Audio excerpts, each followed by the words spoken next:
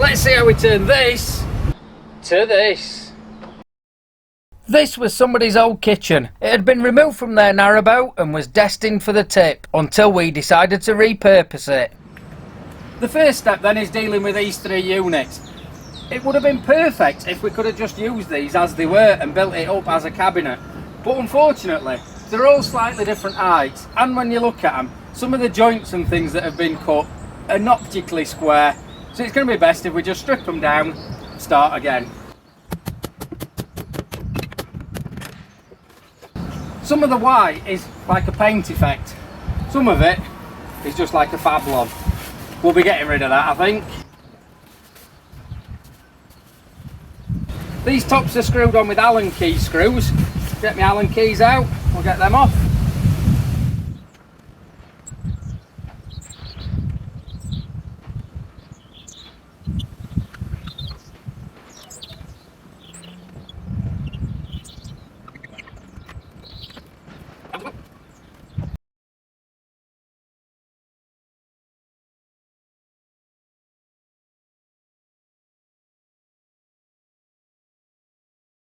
I now need to look at each one of these in turn and clean it up and check for any damage. Last thing I want to do is plan a build and then get 3/4 of the way through and realise I can't do it because I've not realised, say, one of these sides is damaged and I've therefore not got enough timber. So this is just going to be a bit of a laborious task. Peel all the paper and things off, pull out any rogue nails, check for any splits and cracks, work through each one in turn.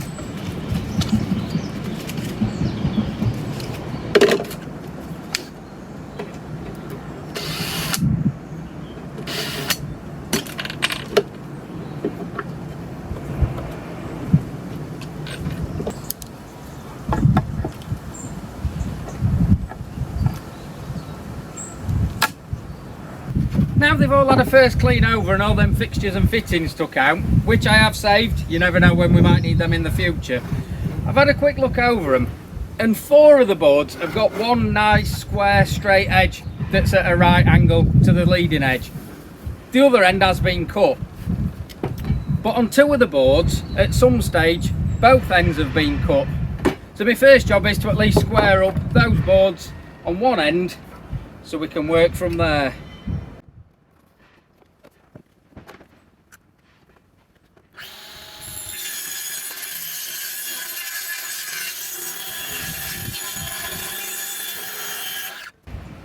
Next job is to square the other end up on all the boards, but what I need to do is have a look through them all and work out which is the shortest one, because for instance this one looks like it's about 70 centimetres at its shortest, but if one of those is only 69 centimetres I need to cut them all to that. So I'll have a quick measure up and then mark them out and get them all cut at the square on both ends.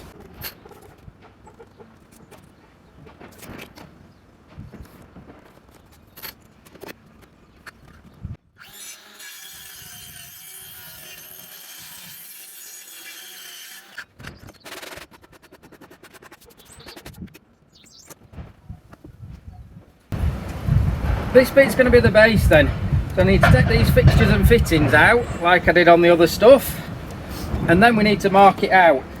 And this is where it's going to get slightly tricky, because one end of the unit is going to be 32 centimetres wide, the other end is only 26 centimetres wide, so we just need to measure it up and then draw the line and cut it.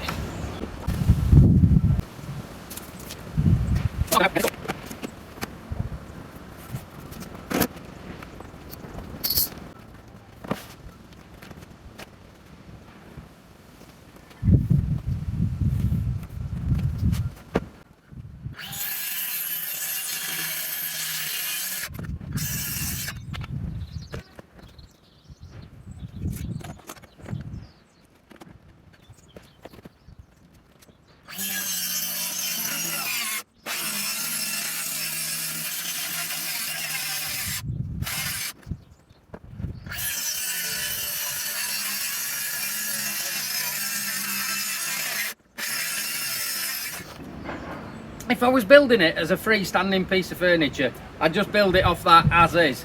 But I'm not. There's a specific spot in our boat where I want it, and the wall's not perfectly level and smooth that it's going against. So what I've done is I've took it inside and I've scribed a line along there. I'm now going to cut that with the jigsaw, so that's going to fit perfect up against that back wall.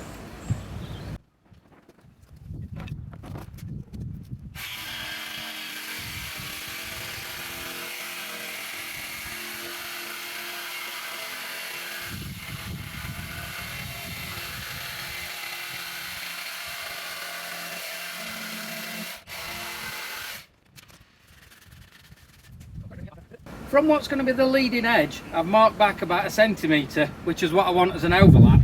So if I now measure up for the first upright, that's going to want to be 31 centimetres long. Let's get the saw out and cut that.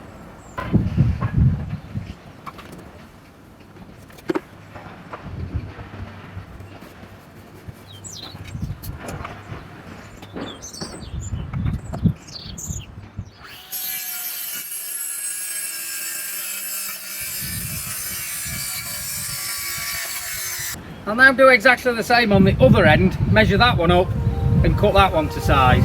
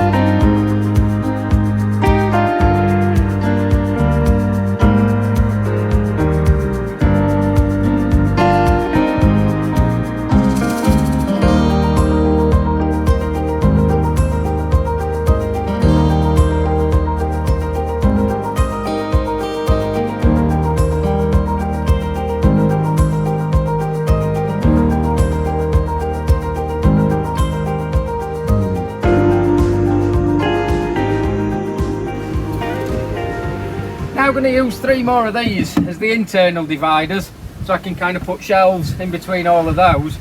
Obviously these need cutting so that they're the right depth, so that they sit nicely to that mark. It's now a case of marking out where the holes want to be to hold this top down, and then I can pre-drill them with the countersink and then use the plug cutter to cut some plugs out of some offcuts of timber that will then hide those screw holes.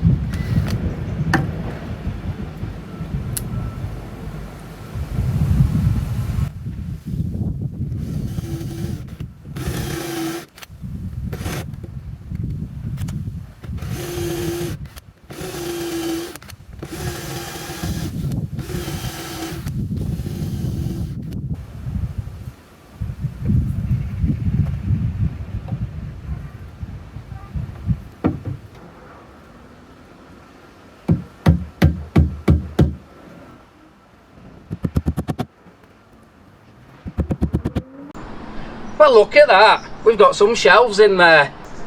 Making these shelves was such a simple process, I didn't bother recording it.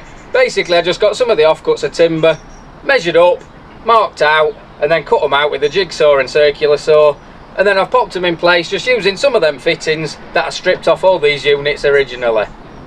Next step then, let's strip all this old paint off.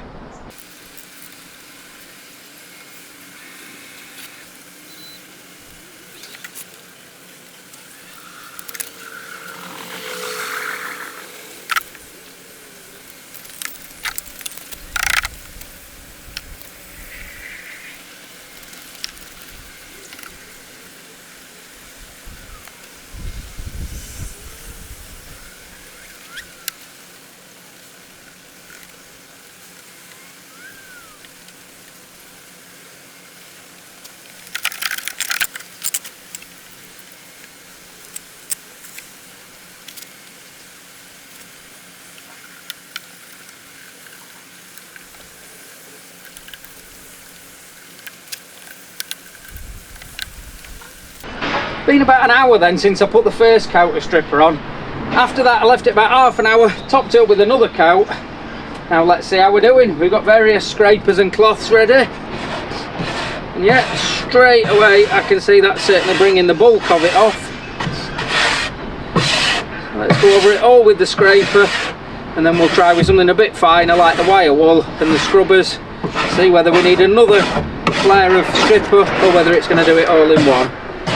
I'm thinking probably going to be another layer of stripper yet, but we'll see.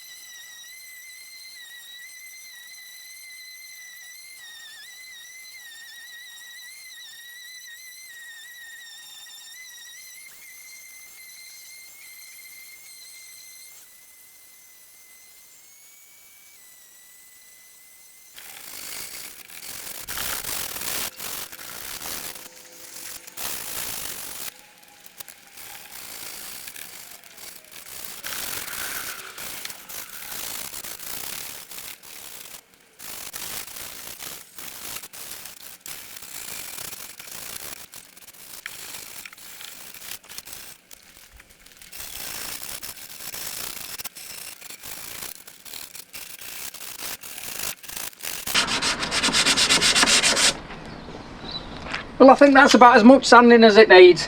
So I'll now give it a wash over, get rid of any of the last residue with that paint stripper, get rid of any of the dust. Let's get some finish on it.